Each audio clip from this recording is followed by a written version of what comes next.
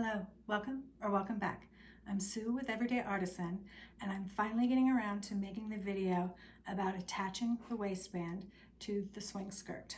Unfortunately, it's not the skirt you guys were thinking. I'm actually wearing the skirt already with the waistband attached of the skirt that I was sewing with my stitch group. We all got together one day, and I did it in person, so I really couldn't film a video as well. So I started thinking, okay, what other skirt might I want to make to be able to show you guys? And I've got one I've always had saved on my computer. It's the navy swing skirt with just eyelets on it, but I'll put a picture of it here. But I decided I didn't want to make that one because I don't have enough to wear with it. And I realized, you know what, I have a lot of black. So I should find something to wear with that. And I went looking in my favorite Alabama Chanin book to get inspiration. It's the Studio Sewing and Design. And in the back of it, they have a bunch of pages of different items that they've made and how they layer them up. And I decided to make the skirt that's underneath here that you can't even really see. This is page, I don't know the page number.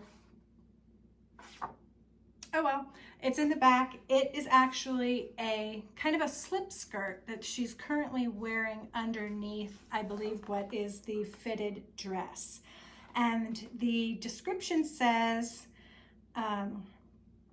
fitted dress over our single layer mid-length skirt. We make the skirt in our lightweight cotton jersey, so has a, gosh, I can't even see anymore, has a slip-like quality, and add a 1-inch border of armor beading to give some weight and swing to the hem. Here we chose to pull the outfit together with a bucket hat. Anyway, there's a couple different, there's the black one like this, and on one of the other pages, they've got a gray one that they created with the armor beading at the bottom, black armor beading. I've done armor beading before. I have a bolero that I put it on the sleeves. So I really like that look, and it would actually, and I don't know if you can tell, there are beads, black chop beads, and bugle beads, that's the name, on the neckline of this black corset. So I think it would look really cute with this skirt and then the slip like underneath with the armor beading poking up the bottom. So that is what I'm going to attempt to do. I didn't really have a pattern. I have the midi length pattern in the fitted skirt, but I didn't want to do the fitted skirt because the fitted is kind of a little bit longer in the back than the front, and most everything I'm going to wear this with is a swing skirt, and I felt like I kind of wanted to mimic that same shape. And the stencil that I created based on one of her books is in, I believe this shape is going to mirror the bottom of the swing skirt. I kind of lined it up on the pattern and on what I cut out. And so that way I can easily create the line that I want to do my armor beading in. So I'm very excited. So what I have done to get ready for you guys today to help show you how to attach the fold over elastic waistband is I created my quote-unquote midi length swing skirt slip-like quality because it's only one layer. I didn't have the lightweight cotton. I only have, I don't know if she even calls it middleweight or what her regular cotton is that you can buy from Alabama Chanin on the website. And I'm smoothing it out because I didn't do a lot of that. I didn't iron or anything beforehand. But unfortunately, I'm gonna do black on black with black thread for the waistband. So today I'm just going to kind of show you the hints about how I go about starting it. I'm not actually going to do the stitching. What I will show you for the stitching real quick first, I have a different skirt where, and this is the only one I've really kind of done the contrasting waistband on. So this is the diagonal zigzag stitch. I purchased a pencil skirt from Alabama Chanin when I was down at the warehouse once, and this was the stitch that they used for the waistband, and I've used it ever since because I really like it. And I think this one's going to be good too because you can kind of see here where I've overlapped mine in the back. This one I think I did really quickly, so I'm not sure if I could, you know, obviously it would be a little nicer if it was lined up on the seam, but for the most part, my waistbands are always covered anyway. Nothing too tight on the waist is always a good thing. And actually I'm a little concerned with the single layer, how well it will go. So let's give it a try. Okay, well, whether it's a good thing or not, you can kind of tell I'm videoing this. The sun is probably about to go down in an hour, but I wanted to get it done today. So I have a lot of shadows on my area that I'm videoing, and the black ends up looking a little odd. But what I do, so in this particular case, I decide what I want to have be the front of my skirt, and that would be this. And so I take where I'm going to have the back of my skirt. And to be honest with you, sometimes I wear my skirt with, you know, the seams coming down here and here versus the one down the middle. It doesn't matter, it's whatever works for you. I like to use these little clips to clip it on. I've actually brought thread with me as well because I'm not sure if it's going to slip around a little too much since it's only a single layer. So I may want to baste it on, but for now I'm just going to try the clips because I enjoy using them. As simple as that.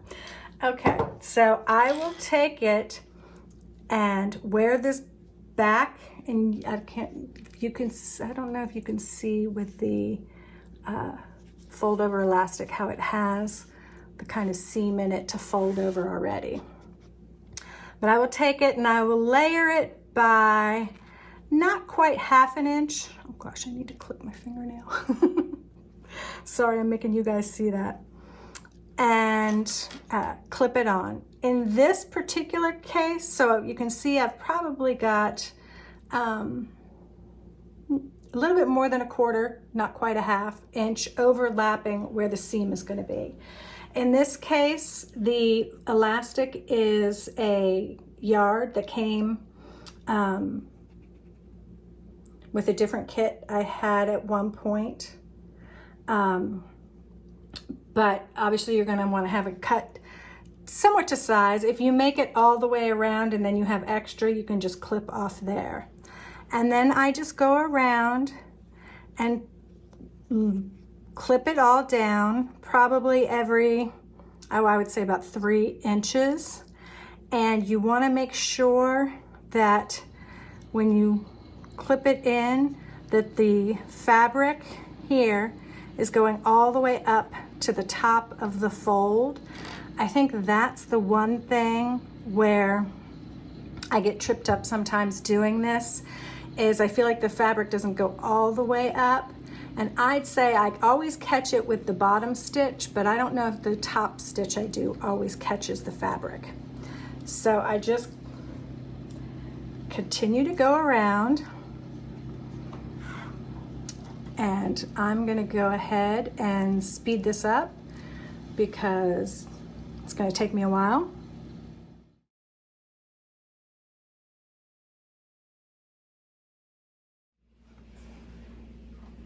Okay, I'm not gonna lie, this makes me a little nervous because once I made it all the way around, I have a lot of extra, and I shouldn't have. I've probably got about 3, oh, again, black on black, you can't see, about 3 extra inches.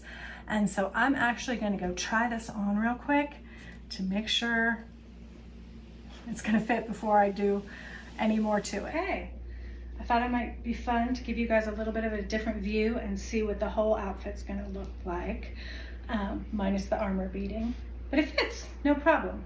So my elastic must have just been cut a little too long. Okay, for this next part, which is how to actually attach the elastic after you've pinned it or clipped it or basted it or whatever you prefer to use. I think I'm just going to show you on my high contrast sample because I don't think you're going to be able to see very well if I tried to show you on the black on black on black again. So I'm going to show you the back side. This is the wrong side of the skirt. Again, you can see this is the diagonal zigzag. And real quick, if you want instructions on how to do the diagonal zigzag, hopefully you've got the geometry of hand stitching. This book is invaluable for any kind of stitching that you want to do, really. And the instructions for it are on page 56. And it shows you which grid to use, what the front's going to look like, what's the back going to look like, where to bring up your needle and put down your needle. And then it also, the book comes with this grid. If you do want to make your stitches perfect, if you look close at mine, they are not. But again, for the most part, my waistbands are always hidden. You can mark out where to put the stitches using the grid. And like a chalk pencil or something like that, you would just go through and mark each of the dots, and then you know where to put down and bring up your needle.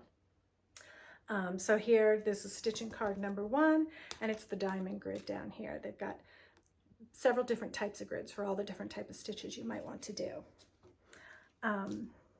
Okay, so to start this, I again come where my back seam was. Don't forget, we'd had a little bit of overlap. In this case, it looks like about a ½ inch. And then I always start by putting my needle up underneath here before I start. That way the knot kind of gets tucked up underneath the elastic, so it's not hitting me in the small of my back or irritating me at all. And then just continue all the way around using the stitch that you choose to use. You don't have to do the diamond zigzag. Any kind of stretch stitch will do. I think most of my first waistbands I used the Cretan stitch for. And on this case, you can tell it kind of ends here. My elastic didn't make it all the way back to the seam, which was a shame. In a perfect world, it would, and so you would have your seam of your elastic line up with the seam of your skirt, but it really doesn't matter. Again, this is going to be hidden for the most part. I don't really tuck anything in when I'm wearing an Alabama Chanin. The key is just to make sure there's at least a ¼ inch of overlap. And so then when you got here to the end, I'm going to show you up close. You can tell I had to kind of do one real small stitch in there to line it up with my other stitches, which again, fine, no one's going to see. And when I end it, again, I end it where this is underneath. That one didn't get all the way under, but try to end it up and knot it off underneath the elastic so it doesn't hit my waistband. So there you go. Again, you know, there's many different options. Like I said, pin, clip, baste. As long as it's a stretch stitch, you can do the zigzag, the Cretan. I think you can even do a chain stitch, I think is a stretch stitch. Anyway, that's the beauty of Alabama Chanin. You get to personalize it and make it your own. So thank you for joining me today. Again, sorry it took so long to get this one out, but I'm really excited about this new skirt that I'm going to make. I really love that layered look, and I'd suggest if you don't already have it, I'm going to put a link below to the Alabama Studio Style and Design book, because it's got so much inspiration in it and instructions on how to do so many different types of techniques that make your garments really special. So thank you again. Please, if you have any comments or suggestions of your own, please leave them down below. Give me a like, subscribe, and we'll see you again soon.